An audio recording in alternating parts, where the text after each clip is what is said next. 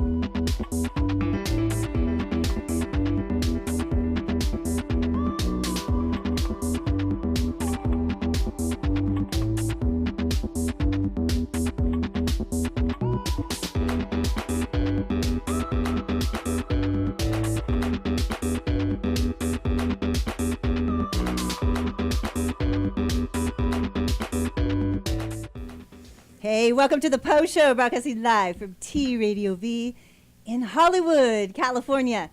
This is where we elevate the creative cult. This is where creatives can be seen, so thanks for tuning in. Thanks for watching us, you dirty little stalkers. I'm Poe. Okay, Saturday, June 18th, 8 p.m. to 1 a.m., Arabian Nights Turkish Delights 13, a gallery girls drawing and painting workshop at a new location, 13133 Satakoy Street, North Hollywood, California. The Delights is a late-night social music and drawing salon with incredible art models, live music, dance performances, hookah, libations, food, henna, and a photo booth. Admissions only $22, prepaid by Friday, $25 on Saturday, photographers $60 prepaid, $65 at the door. Draw 5 to 8 exotic models on 2 different stages. 25-minute poses all night, which is great for like lamos like me that can't do the 5-minute thing. A deliciously decadent event for the senses where you can draw, dance, drink, eat, hookah, and socialize with models, belly dancers, musicians, and other artists and creative people. Costumes encouraged. Get your tickets now at thedelights.eventbrite.com. For more information, go to gallerygirls.com. They always have events. Whether you're an artist or not, go there and draw something and check out some super hot, beautiful models. Okay, and on Saturday, June 25th at 7 p.m., Unicorns, an art show. A party, puke a rainbow at Oddville, a creative space, 734 South Main Street, Los Angeles. Come celebrate these loved mythical creatures of legend and lore. Dress up in your finest horseplay gear, or at least bring your horn. And pay homage to this most magical beast, as this is a party for unicorns. So make sure you bring your horniness. With dancing, magical potions, and more, it's bound to get weird. For more info on this, visit oddvillestudios.com. Okay, speaking about getting weird, it could get weird today. We're going to discuss the art of storytelling, visual storytelling. So weirdness begins because I have with me today an artist that wants to grab you and drag you, if not willingly, then kicking and screaming into his pictures. An imaginative painter with a wickedly contemporary retro style blending pulp and fantasy, Dave Lebow.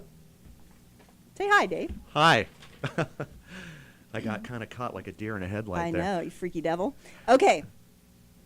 An astrophysicist gone artist. A painter balancing the world of fantasy and reality, painting representations of the subconscious with a central concept that everyone has a hidden aspect of their mind that can be revealed with an animal hybridization.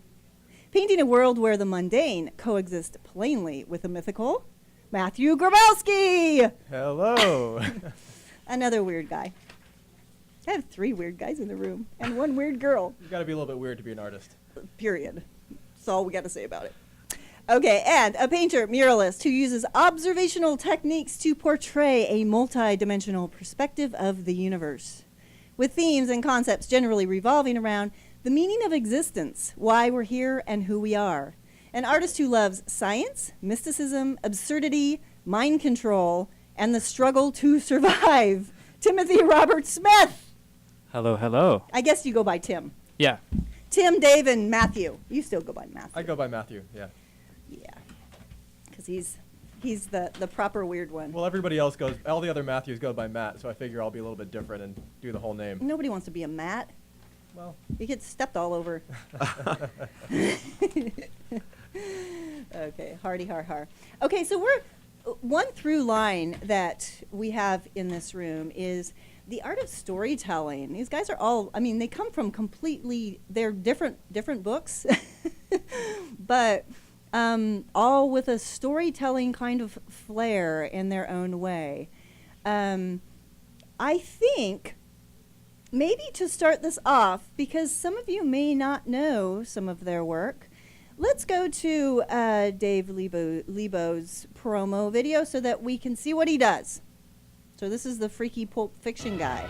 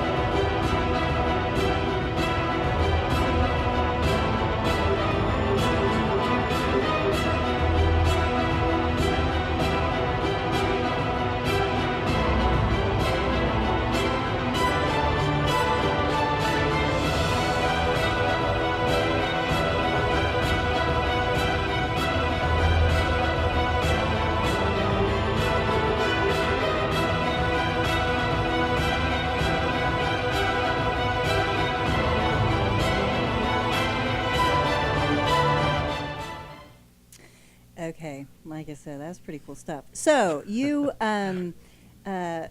Dave, classical hi. painting and fantasy art, you kind of like merge the two. Definitely a damn good painter. Oh, thank you. That was really a nice. You put that together really beautifully. Oh, I'm thank you. very appreciative. Well, it that helps was when nice you have of amazing work like you do. Thank you. The music was appropriate, though. Yes. Sounds like something's going to come out and jump on you any second. It But was you, dramatic. But you always like strange subject matter. I You know, hear. I used to not. I had this kind of break at one point, not a psychic break or anything, but an arm break, a I leg used break. to paint just. I used to paint just really what I called my. I don't want to sound psychic. I'll call it my old man work. My just was pretty girls, still life, flowers. Yeah. For a long time, because I think I was just trying to learn how to paint. Probably, we have all these great painters here today, like Matthew and Tim, and I know they probably relate to this, that you spend so many years trying to paint as well as you can. I'm still trying to paint as well as I can. Yeah, that never ends. So you're right? trying to get your chops. But I think at one point I just went, God, I'm not that interested in painting a bowl of fruit anymore. What if I painted something a little more interesting? And I just A got rotting bowl of fruit. a rotting with bowl a of fruit naked might, woman might and a be more knife. interesting. Yeah. I mean, you want to. For me, I just to keep myself interested. I think I'm more challenged trying to say more today. I'm not saying that I'm there or anything, and I'm still trying to get better. I hope that I can stay on You're the planet. beyond there, but you don't need to know that. I'd like to stay on the planet as long as I could, so I could keep improving and making better pictures. And Well, you know what's interesting? Okay, and this may just be my perspective, but I think it's a lot, especially in our fast-moving world today. You know, everybody wants instant gratification. I think, you know, of course, a big part of painting is talent and being able to execute it, but maybe the same as, or maybe a bigger part of creativity and art is a vision, an interesting vision or story. Otherwise, you can paint a beautiful painting. I've seen many, many gorgeous, beautiful paintings. I'll look at them for 2 seconds and I'm done because there's nothing to hold on to, nothing to contemplate, or you know what I mean?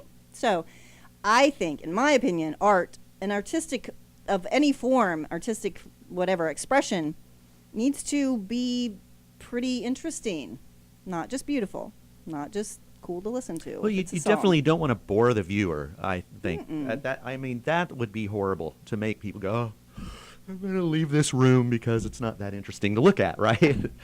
No, I I'm say not that saying, to my other artists because, that's, I think you want people to see something that okay, looks but I'm not saying it has to be intriguing. something like weird and dynamic and crazy. No, it could just be a beautiful It could be thing. the Mona Lisa. It could be. Could be. But that's a trickier thing, having, something like that just kills you. That's a whole nother talent. That's a deeper talent. So, anyways, what do you guys think about this? I mean, I think it's a little bit of a different time. Like, the Mona Lisa is amazing, but they were, when Da Vinci painted that, they didn't have anything that realistic. And Right. he was kind of capturing this image that nobody had ever seen before. And it was so contemporary at the time. And today, you drive, like, we all live in LA now, you drive down, Sunset Boulevard through West Hollywood, you see a million billboards, and Yeah. turn on TV, you see all these amazing images, you're looking on your phone all day long, Instagram, Facebook, like, you're kind of inundated. No, exactly. That's what I mean. Yeah. With imagery. So Yeah. like today, I think, like, if you're like us, where you're painting realistically, yes, you have your technique, but it's really important that you paint a subject matter that is something that's different and that grabs you. No, I totally agree. I mean, the Mona Lisa has the mystery behind it. I think it always will, but yeah, I totally get your point. Now it kind of gets lost in the mess at this point. I agree. That's a society. really important point, I think, For sure. that you just brought up, for sure. We're bombarded by visual stimuli. Oh, totally. So you better make it like something that's going to grab you, something that's going to get you, and hopefully something that's going to make you contemplate, like, your existence in life, right? I mean, that's what's most important. Otherwise, you know what? Art's going to go away. It's not interesting enough unless you make it interesting enough, and nobody's going to look at a flower anymore. It's the truth of the matter. It's the truth of the matter. 2016. Are people buying flowers? Probably not. $5,000 painting of a flower. I'm not sure. Yeah, I think people are still buying those. I think so, To match too. the, There well, are some only if they beautiful match flower the paintings. couch. There are some beautiful flower paintings being No. done. I think there I are. know I'm terrible, but I'm just saying, I promote the arts and I see that we need to have it kind of have this edge. This is about elevating the creatives. So paint the flower, but paint it, something's got to be a little different. Put a ladybug on it, or a drip of water with a face in it, or, right? Use the creative side of your brain, not just the realistic, I'm going to paint this flower to look like a flower. I think you have to respond to the environment that you're in. And right now we're in, like you said, a really That's what I'm saying. fast-paced environment. And we are here. We can't deny that. That's what's happening. So we have to respond to what's happening. And you definitely Be a are. part of it. Yeah, I'm trying.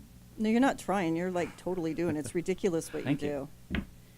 Okay, I don't really. Oh, you know what? I think. Let's see. I gotta check this. Okay, we're gonna take a break. We'll be right back.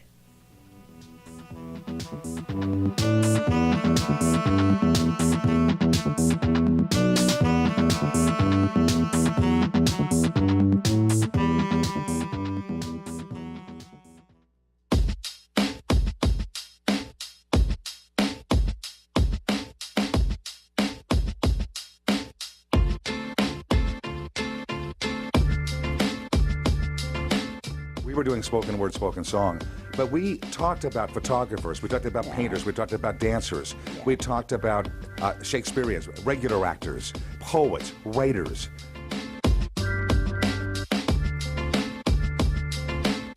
Art on any level, whether it's music, visual art, writing, any kind of creative endeavor, that there's a value to it. We merged the worlds together, the art world and the music world. They say everything is with the right brain, the visionary, the imagination. So what we need to do is, as spirit beings who have limitless potential, is to tap into the left brain. When you improv, you're completely connected to the music.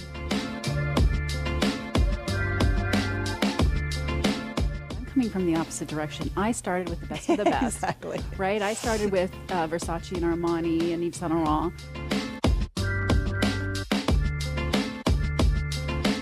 It's kind of becoming like the rock star thing to do is instead of being in a band and going on tour, we just go on tour to paint walls.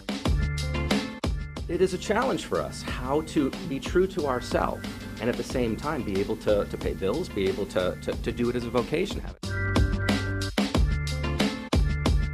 The industry has changed. We have gaming, we have animation industry. I started my career as an animator, a Disney character animator. A figure drawing instructor at Noman School of Special Effects. Create a sculpture within a sculpture within a sculpture. You can create things that unfold, you can create things that work and walk around and things like that. So people's imagination is just going to be ignited. Yeah, I was a professional stage actor for 8 years in New York.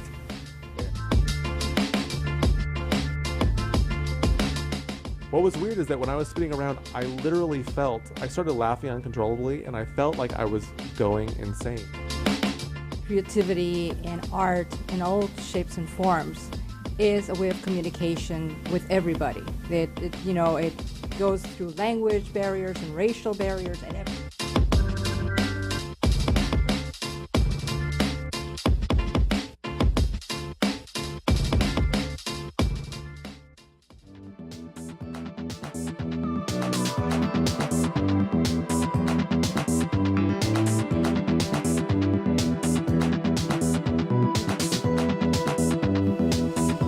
Welcome back.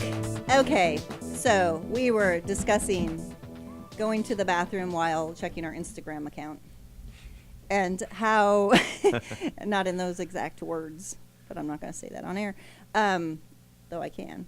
I think it was shit is the word used. Okay, just gave me a ticket to swear. So we're talking about the fast-paced world we live in and how I think we all like it. I mean, we all like it because we're in it. You can't not be in it. Okay, let's confirm that. You can't not do it. You know, for one, it's promotion. If you're in the arts of any way and want to be seen, you have to have every social media thing that there is. You have to be seen. If not, you don't exist. But that's not all. You also have to have the other things that are going on. But you know what? Where do you think technology is going to go? I was reading, I don't remember where, it could have been on NPR. Not that I was reading NPR because I was in my car and you can't read and drive. No, I'm kidding. Okay, so. A lot of people would beg to differ in LA, but. That's right. Actually, sometimes I do. I'm like, okay, I'm reading my announcements in the car while I'm driving. At a stoplight. At a stop, no. Yeah, at a stoplight for 5 minutes and everybody honking behind me. Okay, what was I saying now? I forgot my train of thought altogether. Something about technology. Something about technology. Okay, well, my question was, I did hear that the, could have been in a scientific magazine, that we think technology is going to keep going, but we're kind of tapped out in it. Have you guys heard that? So we're kind of, as far as we thought it would go forever, but we're kind of okay. Like there's a ceiling now. Like there's not a lot of more innovation we could get. We're kind of hit the top. So, as all things, and everything goes in cycles. So will we then, I don't know, I think in time and probably now, people are starting to put their phones down more. Some people are still at it, but some people are like, you text somebody and then, 10 hours later So I think it's getting more, we're kind of over it. People don't stay there. You know what I mean? They don't stay addicted to a thing. Some people do. Some people are addicted to sex, drugs, rock and roll. No, I don't know why that came up. Have you tried that new virtual reality stuff? Well, I mean, it's not new, but there's like a new app on your iPhone, and you could buy this thing. I've seen that. Yeah, I have a friend that produces some of those. It's amazing. It's really cool. I'm kind of thinking about making some paintings that. Oh my gosh, you were talking about the tunnel thing. Yeah. But no, I think technology is going to evolve into something more. You know what I think virtual, too. And reality won't be necessary. But I also think that this is not against evolution. Now I say that not like I'm any kind of religious thing at all. That's not what I'm saying. Evolution as far as evolving humanity. Like we're always, hopefully, we're progressing. Hopefully progressing. Otherwise, we're doomed, right? So I think technology is helping that. It's stimulating our brain more, making us think, making us more connected to each other around the globe. And, even our youth with, cell phones and with gaming. Gaming's huge. Those fine motor skills are ridiculous right now. I mean, ridiculous. I can't do what they could do. And just the knowledge of technology that they have, I think, is something to evolve us further and make us think more outside the box. So inside the box. Inside the box of technology. Inside the box, but able to get outside of the box with creativity. Because, if you see what's possible, innovators, creatives can see what else might be possible because we have all these other tools that we keep. That sanity. I think it's interesting today, especially as the painters, all three of us are, basically using this technology of paint. I'm an oil painter. I believe you two are as well. It's been around for 500 years. But at the same time, we have Instagram, we have Photoshop, we have all this exposure and all this technology that we can use, and I think that feeds into what we do. So even though we're taking this very old method of working, we're able to combine it with the world that we live in today. Okay, let's see what Matthew does.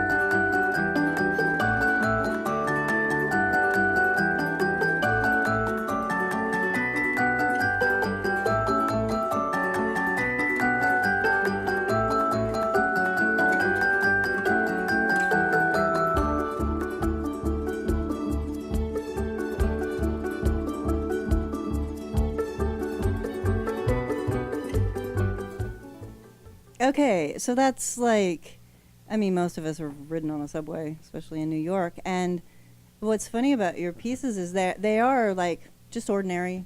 Like everybody's just getting through life, their ordinary thing. They're on their cell phone. They're looking at, you know, media, looking at newspapers, seeing what's going on in the world, just like people do. But you've got a spin on it that only, you know, the innovators, the creatives can do, right? I mean, only we can do. So expand your mind and your awareness outside of the box of the let's go to school and learn math and science. Not that that isn't really, really great, but don't forget to enhance your creative side. Do stuff that's fun and make stuff and bake cookies. God, do something. No, I'm serious. Do something creative, like grow a tomato. That's creative. You know, cut up some garlic and onions and pasta. Do something. Just do something out of your head, right? Out of your head, not taught. Something not taught. And that's another thing that I think all of you guys have in common, and a lot of great artists, is that it doesn't, you analyze it later, you don't know exactly the specifics of it. It comes after, like, because please forgive me, but it's channeled through our creative source. I mean, so open that up.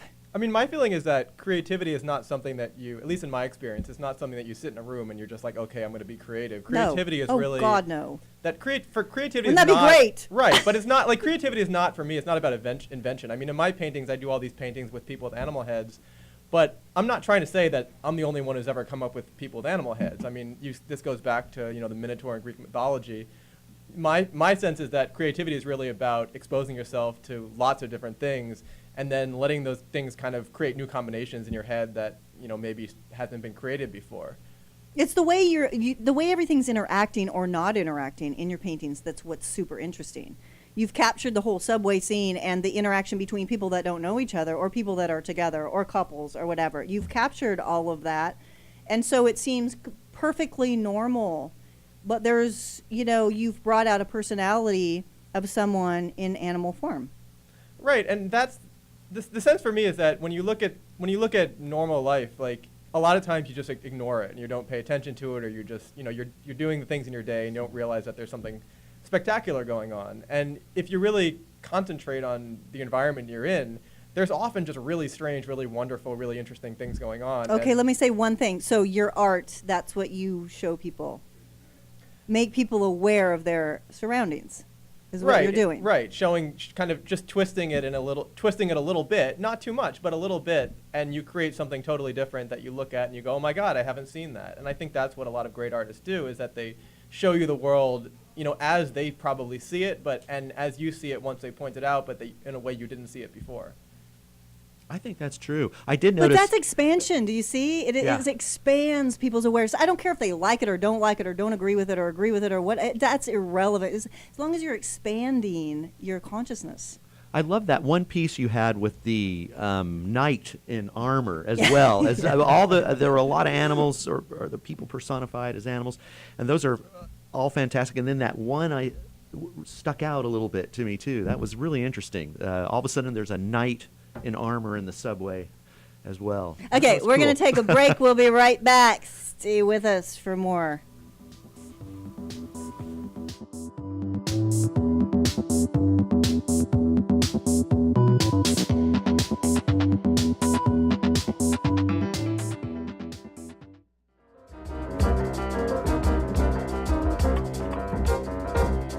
Fine art on flesh and canvas. Every mark made is meant to be. Nothing is erased. Nothing is corrected. Scott takes it to a whole nother level. Even psychologically have to go to, sometimes I have to put a suit on when I'm tattooing so that my mind can take me away from, this is not painting. Painting, you kind of have to lose your mind, and tattooing, you have to be very focused. SHO, aka Miss Jane. SHO Master Extraordinaire. SHO Mama. Get it done, Jane. You got no time for that. Get it done, Jane. Jane, get over here. Take a look at this. What the hell's going on with this? It's important to get tattooed by somebody who's not only an amazing artist, but is a really awesome person. I take that stuff seriously because it's on my body forever. If I didn't have my fiance, I'd probably be living by myself with my 3 cats, maybe more. And more. So, fiance. Oh, yeah.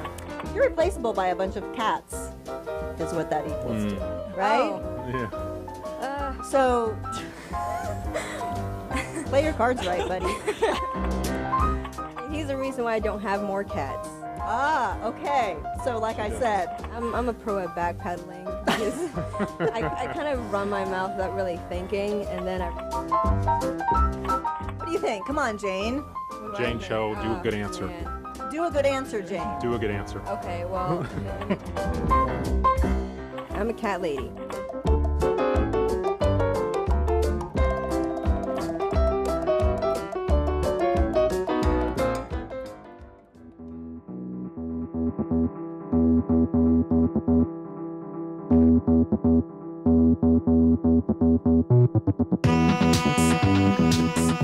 Okay, welcome back to the Hollywood Post Show.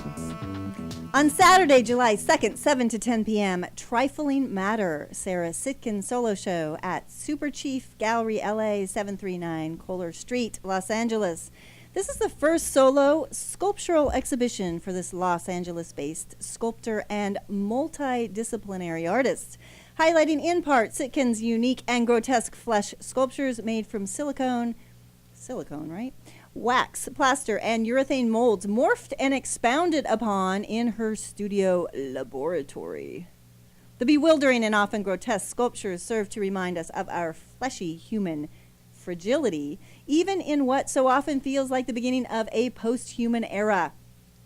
The exhibition features highly textural and detailed arrangements of the artist's uniquely stylized sculptures, prepared and as beautifully lit as they are in her trademark photos. For more info, go to sarahsitkin.com and superchiefgallery.com. Check that out. It's got to be pretty strange.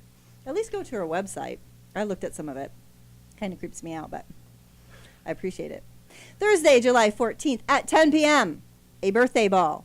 Straight from Joshua Tree, Jessica Von Rabbit, solo artist and frontwoman of Graham Rabbit, the founders of Desert Space Rocktronica, a pansexual synth-driven experiment in blonde ambition, at Harvard and Stone, 5221 Hollywood Boulevard, Los Angeles. For a psychedelic adult theme park pop experience, put your bunny ears on and come help celebrate Jessica's birthday. Also joining her, the super talented one and only Kirkpatrick Thomas of Spindrift and the Low Desert Wizard Sean Wheeler. Then on Saturday, July 16th at 8 p.m., Jessica Von Rabbit with the Death Valley Girls at Pappy and Harriet's, 53688 Pioneer Town Road, Pioneer Town, California. There it is. Tickets available at ticketfly.com. They made her put that heart on there because it was on social media and it was not appropriate, supposedly. There's a hair on there, though. See? There's a couple hairs. So I don't know if that did it. Did it? Okay. That's all. No pun intended. No bun intended. Bun. So check that out. Jessica's cool. I didn't have her on the show. You know, I did have the bunny show, but she couldn't make it out of the bunny hole. But I did have Lee Joseph. That was cool. He's awesome. Okay, so back on this topic of I don't know. I guess we could talk a little bit about perception, people's perception, and I mean, what you do, Matthew, of what you do, Dave, and we'll get into the madness of Tim. But what do people say about your work, Matthew? It really depends. I mean, I'm not actually really interested a lot of times what people say. That's an artist for you. I mean, because as an artist, you know, I have my own ideas about what I do, and sometimes I tell people, sometimes I don't. But you know, you're in your studio for hours and hours and hours painting, creating these things, and you know, for me, it's most interesting when I have a show and people come up and they see them and they tell me what they think about them, and often it shows me things about my paintings that I had no idea, but that are fascinating. Now, let's see what you say. I had some really interesting things that I put here. It seems to be a universe. Okay, somebody talk, because I am trying to find something. I think what you said, Matthew, makes a lot of sense too. You know, because a lot of times you're painting, you don't really know what people are going to say, and you want them to project a little bit onto them, I think. Yeah, absolutely. I mean, you guys feel that's what makes art interesting to me. Is like when I see it, I don't want to just be told like this is what you're supposed to think. Like I like something that creates room for my imagination to work, and that's what I'm trying to do for other people as well. I like to pretend that I didn't paint it, like, and just be a fly on the wall. Yeah, and You're terrible. see what people say, and then like whatever people think it's about, I try to like fan the fire of that. Yeah, that's definitely what I intended. Absolutely. It's like, well, no, like I think that's what the artist meant too, you know, because if they know that I'm the artist, then they'll like restrict themselves as to like any negative comments that they might say. I mean, I like to hear everything. You know? I mean, that's true, because like I find sometimes people are, especially with art these days, are kind of tentative because they don't want to be wrong. Yeah. And then like but with art you can be wrong. Your perception of art but then is your perception of art. once you give them the opening to, it's like, well, it's whatever you think is fine, then they like it, then they start saying, well, then this is this thing I saw in it. You kind of like, it's very freeing for them. Yeah, totally. Well, you I know, agree, some people say, some artists say that it's only theirs until other people see it, and then it becomes all of the things that people project onto it, and it's true. Yeah. I mean, it's hopefully people are projecting things. Otherwise, it's not good. And you know, put the flower in the garage. I don't know. I'm sorry. We're down on flowers. I'm sorry, flower painters. No flower power. There's some no flower power. I was just thinking of flower power today. Actually, how weird. I was thinking of the Spice Girls. Why? I don't know. I have no idea. Oh, I know, because my skirt's really short. I was remembering. I don't know. I just like short skirts. I always have. Okay, but so I was remembering Posh, and she's asking the girls, "Is my skirt too short?" And they're like, "No." And so she hikes it up. Love that. Anyway, so that's why flower power was in my mind. I love that she did that. It's like, it's perfect. Okay, sorry. I detracted everything. Okay, so I think we should check out Timothy's work. Let's see what he has going on for us. He's going to put you in some weird perspectives here.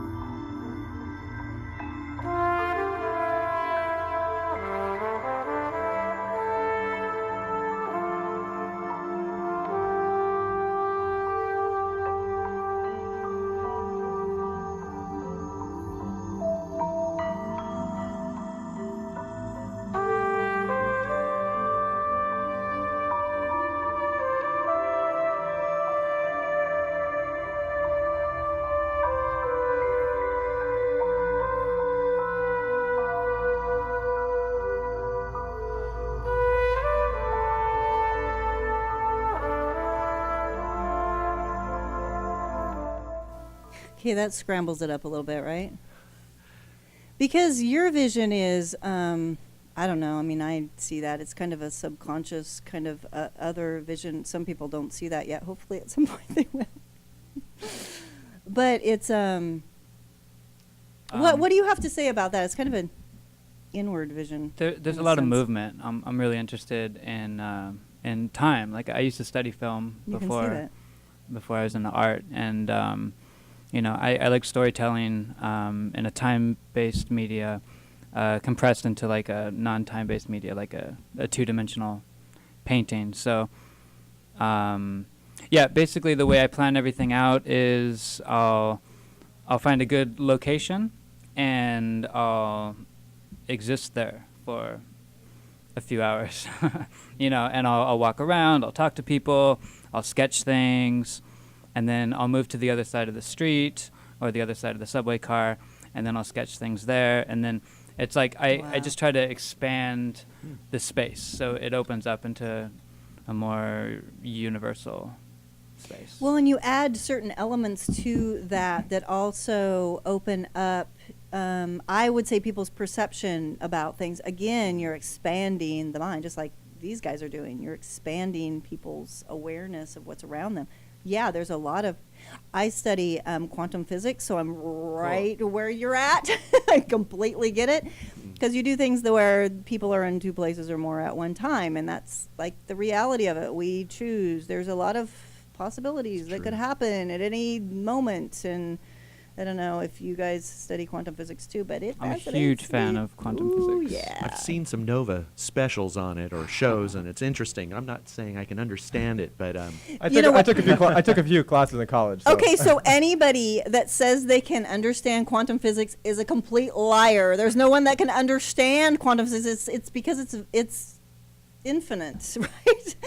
I mean, like most things, you think you got everything, like everything you need to know about, you just haven't walked around that corner yet.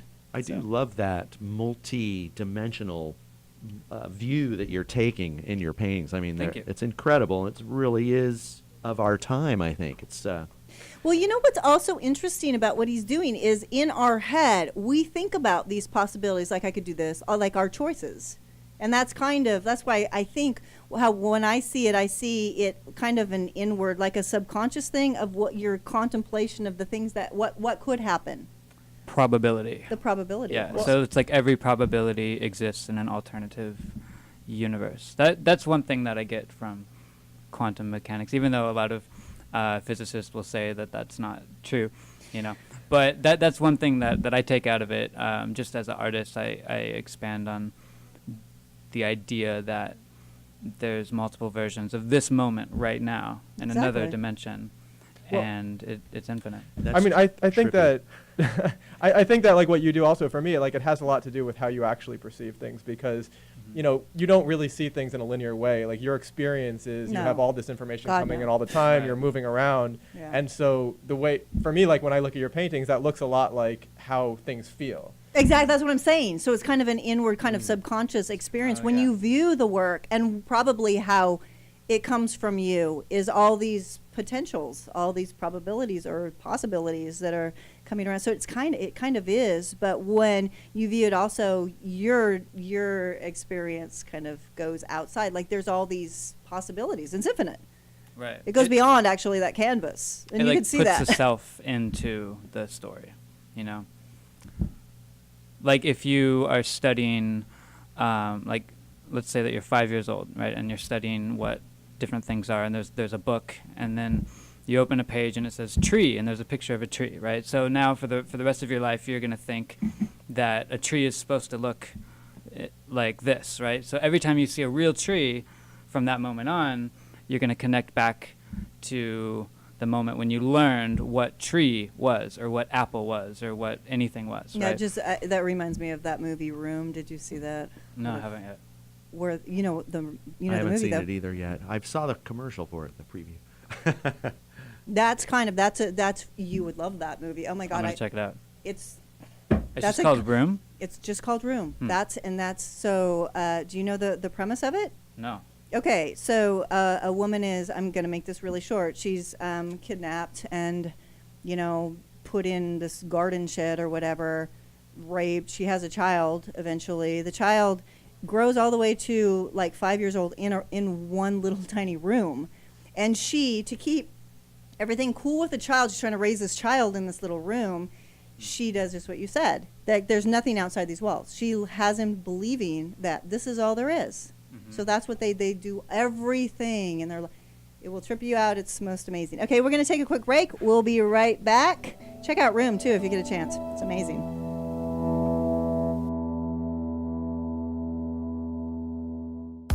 Previously on Vantage Point. I always have that thought, you know, if I did a different type of work, I know I would travel a lot more, I would make more money, and things would go better for me. But in the end, to me, what matters, even though it sounds corny, is that, you know, what I do is what I want to do. But also, the way that people see painting, like, oh yeah, put some color in it. Or even when I make some dark, really dark things, people, their comments are still the same. They're still like, how beautiful, how nice. And it's like, no, it's not really nice at all. It's not meant to be. Like, maybe you can refer to nicely done, maybe. To listen to the full interview and find more information, visit our website at vantagepointberlin.com. Previously on Vantage Point. Like anyone, I guess, like you try and pursue a style that's unique and original and yours, and I guess I found mine, which, you know, trying to describe it in words, it would be very flat, very, I guess, abstract, although you can still, you know, see the content matter most of the time. And it's just basically building up a lot of layers of shapes, and I've developed this style around how I actually like painting, especially with spray paint. To listen to the full interview and find more information, visit our website at vantagepointberlin.com. Previously on Vantage Point. So my inspiration is from nature, the life and emotion and stuff. I'm still on the way to work through the process of changing, so I don't know what is coming next. Some people ask me, oh, that's a huge wall, how can you like make this so big? And then I'm like, maybe I try to image that I'm really big and think about the world really small, and then by that way I can kind of handle it, you know. To listen to the full interview and find more information, visit our website at vantagepointberlin.com.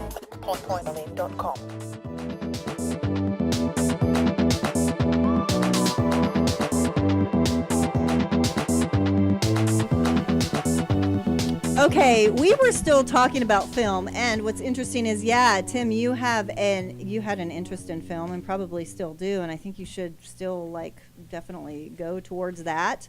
Matthew also has a connection with film, as his father worked on the film and television production. Well, was the producer, worked in film and television, and was a producer of the movie Dirty Dancing. Did you guys know that? Wow, that's pretty trippy stuff. Cool. Okay, and Dave Lebow is, I love Dexter. So tell us about that really quick, that experience of the Dexter.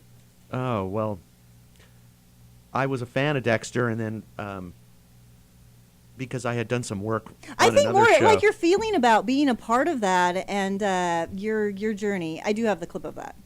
I was asked, to do some artwork for the 6th season, and I was a big fan of the show. I didn't feel like all the seasons maybe added up to the first 2, but it was still fun to be a part of it. Every so often I do work for the entertainment industry, but not every day. But it was a great experience. I had to make a lot of, when you work for a production designer, you have to make a lot of concessions and do things that you wouldn't want to do in your own painting. So, but it was fun to be a part of, and it helped me. I think that helped my art get out to a larger audience. Yeah, for sure. So it's a okay. Let's check that clip out really quick and see what that was all about.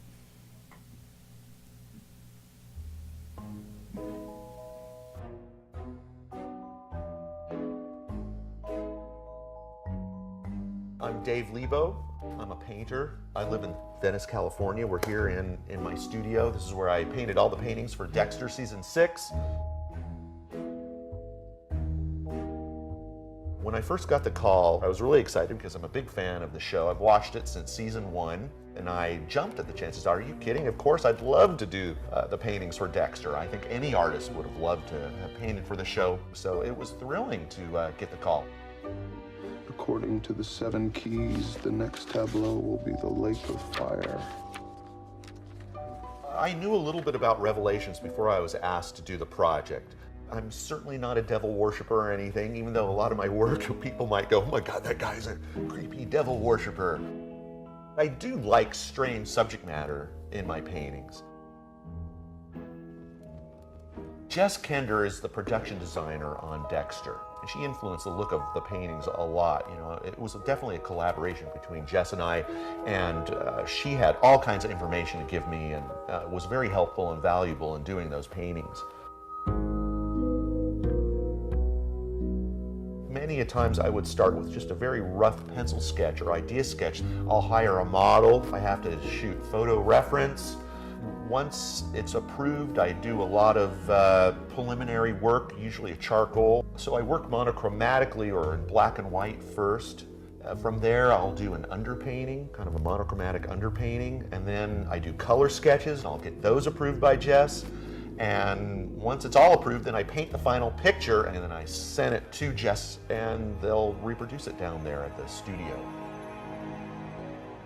I painted all these 7 pictures on a small scale. I would shoot a very large digital photo of my picture, and they would reproduce that on this inkjet printer, out on canvas actually, and then they would stretch it up to 7 feet by 3 feet. So they started off very small paintings that are then digitally printed out as large pictures, and they seem to hold up.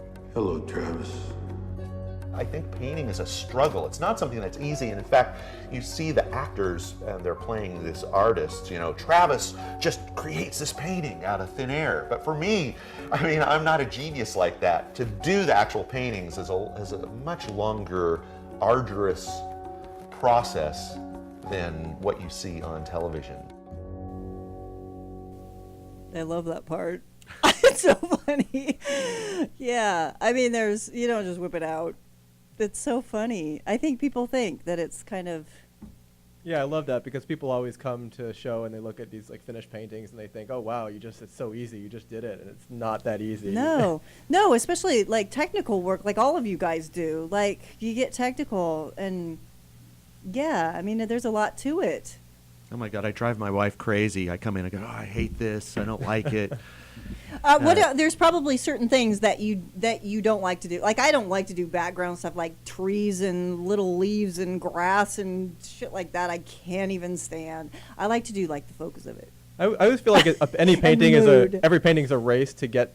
You have this great idea and you're really excited, and then it's just like a race to get it done before you can't stand the painting anymore. Yeah. That's beautiful. Oh my gosh, not beautiful, but it's I once read something, this one artist said, it's like a relationship. In the beginning, it's all beautiful and fantastic, and then it starts to go bad, and then it's hard. How long have you been married? Well, I'm not saying that's my relationship, but maybe, maybe I'm getting myself in thick water here. But, thick and deep. It just takes a lot of work to pull it work. out and make the painting good, just like a relationship takes a lot of work to make it happen. No, that's for sure. Okay, so where can we find you in your work, Mr. Dave? Right now I show at the La Luz de Jesus and also in a gallery in Oklahoma called the Lovitz Gallery. Awesome. Like Lyle? Kind of like Lyle Lovett, but not. But this is Lovitz Gallery in Tulsa, Oklahoma. And you have a website. You have social media too, but you have a website? True. Yes, DaveLebow.com. Okay, Lebow. Lebow. Okay. All right. Where can we find you? TimothyRobertsmith.com. Yeah, isn't it weird if you put Tim's men not going to work? Yeah. Mr. Smith. Okay, come on, Grabelsky. I show at ThinkSpace Gallery in Culver City in Los Angeles. ThinkSpace. So you can find my work there in person, and you can also find it online at grabelsky.com or on Instagram at Grabelsky. At Grabelsky.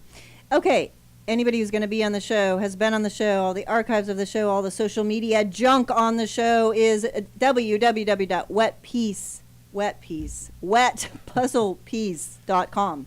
Wetpuzzlepiece.com. So check that out. Next week we have somebody that makes cigar box guitars. So that's going to be cool. The Bedros. So stay with us for next episode on Monday. Cheers. Have a good week. See you next time.